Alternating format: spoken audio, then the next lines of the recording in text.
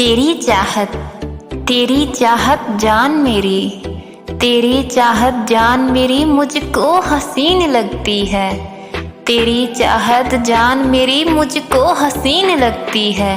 तू मुझको बंद बोतल में, तू मुझको बंद बोतल में शराब की नदियाँ लगती है।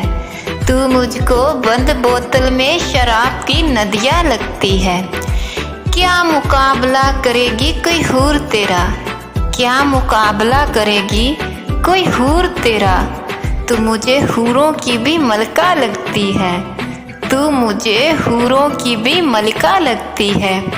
आज इस हवा में कोई मदहोशी सी है, आज इस हवा में कोई मदहोशी सी है।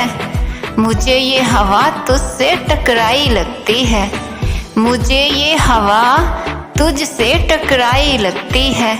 हम खुद को भी कम नहीं समझते हैं, हम खुद को भी कम नहीं समझते हैं। इसलिए तो तू ही मुझे मेरे काबिल लगती है, इसलिए तो तू ही मुझे मेरे काबिल लगती है।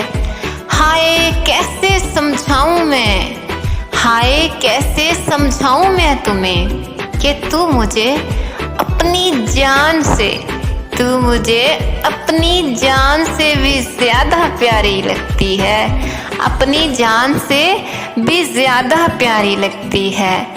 तेरी चाहत जान मेरी मुझको हसीन लगती है, तेरी चाहत जान मेरी मुझको हसीन लगती है। आज की जो पोइट्री थी वो मिस्टर नासिर हुसैन के लिए थी।